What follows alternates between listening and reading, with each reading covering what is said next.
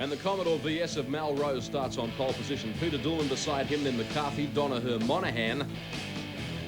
Next, Mike Conway, Bill Attard, Gary Wilmington, Richard Morgan, Tim Slako, the West Australian, followed by Shembri, Pulver, Cannon from Tasmania, and Brian Walden in the Commodore VP. 10-lap journey, the first event. And it's got to be said, the man on pole, Melrose, is something of an Amaroo Park specialist. Great shot of pit lane at Amaroo Park as we now go racing in event number 1 of round number 2 of the AMSCAR series. It was Melrose that got the best start. Now on board with Neil Shembri. He's got some problems skating off on the grass. They charge up the hill the first time, and the Sydney driver Melrose settles down a clear-cut leader. In second spot is Peter Dillman and Colin Bond. A great day for racing. Well, it certainly is, David, but I just noticed that Shembri got wide at the start. He had an excellent start, but got forced wide onto the grass and dropped back a few places.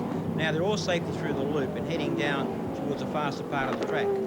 Conway's up running third. In fact, that's him on the left-hand side of the screen now. Beautifully turned out red and white machine. Michael Donoher now starts to apply some pressure to him.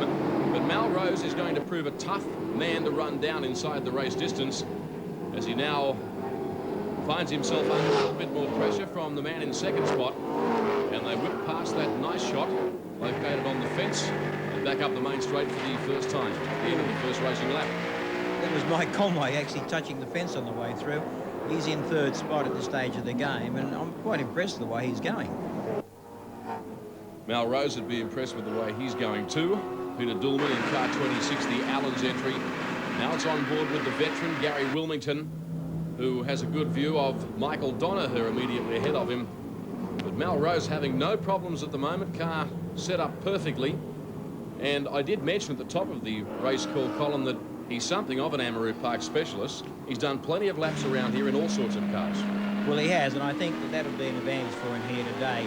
A lot of the people we talked to before, particularly from Western Australia, haven't been here and done that many laps around the place. Donoher now is actually putting Conway under a lot of pressure because they're both going into the one corner. There's usually not enough room for two cars through here.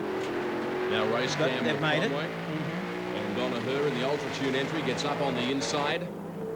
And a very exhilarating part of the Amaroo Park circuit for drivers and fans as they whip up the top of the hill. Into the loop now. It's actually back to fourth gear, David, through here, and then straight away back into fifth, and it's fifth all the way now, right down to the hard left-hander at the bottom where it's back to third. This is still through in fifth, down the bottom here.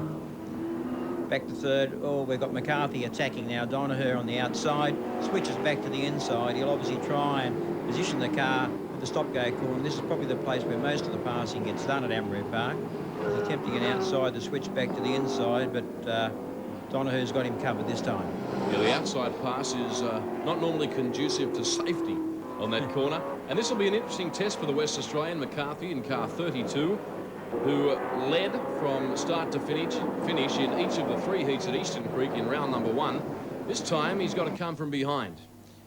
I noticed the other lap that Donoher just locked the front brake going over the top. It is a little bit tricky. You've got to keep the car nice and straight. Of course, it's unweighted and you put the brakes on you. It is easy to lock either one of the front tyres. This time he's done it much nicer. Conway is dropping back. A bit surprised because he was looking very good initially. Yes, he started quickly. He now runs 5th on the racetrack in this 10-lap journey. Now Gary Wilmington showing some pace. Back on board with Neil Shembri, who attempts to negotiate the Amaroo Park circuit. It's tight, it's twisty, it's challenging. Most drivers really enjoy the layout of Amaroo Park. And it's got to be said, the atmosphere here is almost second to none in national motor racing, the natural amphitheatre-style setting. Lap 5 now, we're at half-race distance. Looking at Donoher, I mean, they're all going over the top. As I said before, 5th gear, back now to 4th, straight away into 5th, and then 5th down here. Donoher seems to have a little bit of a gap this time on McCarthy, and McCarthy obviously still feeding his way around, while Mal in the meantime is actually driving away with this particular race, although Dillman is still right there and I think could easily challenge him. The Fairfax Community Classifieds Commodore VS of Melrose continues to lead this event. Has driven production cars to the National Championship victory, Formula Fords, and really a jack of all trades in Australian motorsport. As we now go back on board with Shembri as he heads up the main straight. You're watching round 2 of the 1997 AMSCAR series from Amaroo Park in Sydney as we take a break.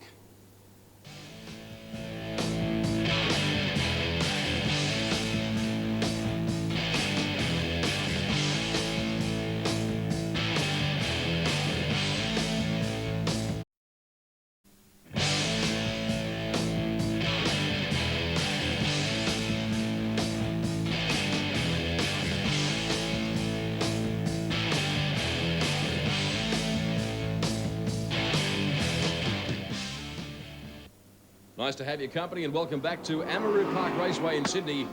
And this is round 2 of the AMSCAR series for 1997. You're currently watching race 1 and we're on lap 7 of the 10-lap journey with Melrose leading, Peter Dulman in second and Colin Bond. Melrose is enjoying us a dream run in this event so far.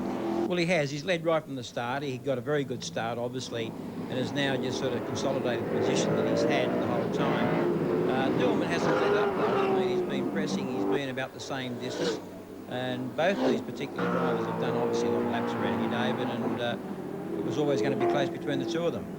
Peter Dulman, a former national 2-litre touring car champion. Slako in the pink car on the right-hand side of your screen is heading a battle comprising 3 cars as they now head back onto the main straight. Pulver in the blue and yellow car had some problems at Eastern Creek in round 1. Appears to have the bugs ironed out thus far today anyway. Gavin Monahan is actually in the white car, and he's an old Formula 4 champion, actually. I shouldn't say old, but he's done a lot of laps around here. It's his first drive in the car, and he's actually going extremely well. It's got no sponsorship at this stage of the game, and obviously Gavin's trying to hope that they will sort of get some more sponsorship for the following rounds. You see some new talent emerging in V8 touring car racing. Michael Donoher having a good time too. Ran particularly strong in the opening round and has continued on that good form this weekend. Sponsored by Ultratune. Up the top of the hill he now runs on the last lap, so not far now for Melrose to negotiate in this event. Actually, I would have thought McCarthy would probably actually catch up to Donoher from the performance he had in the first rounds, but obviously he's still feeling his way around the circuit. It's not an easy circuit to learn, obviously, but obviously Mel is on his way now for the win. Looks like he'll be followed by Dulman, and I guess we'll have to see. Donoher should be third, but we'll just have to wait and see. So Rose now just a couple of corners left to negotiate. Has spent plenty of time at this racetrack, and he looks to me to be cruising with some in reserve. Out of the final corner, he'll see the checkered flag now. So can you, as Melrose emerges the victor in race 1 of round number 2. Peter Dulman finishing in second, and then Michael Donoher getting it a little sideways on the entry to the main straight, but nonetheless getting home in third place. And Melrose would be a pretty happy guy after that. He was without luck in the opening round at Eastern Creek Raceway, and Joe Gardner is now going to catch up with him in the pits. Yeah, we knew we had a good package. The Fairfax Community Classifieds Commodore certainly.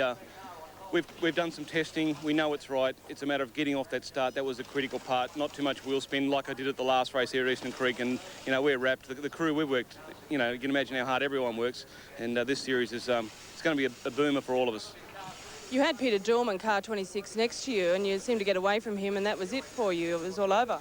Yeah, Joey, I've raced at this Amaroo Park for several years, and I've learned if you're on pole position, you just take advantage of it. Get to the top of the hill first, and that's what the main focus was, top of the hill.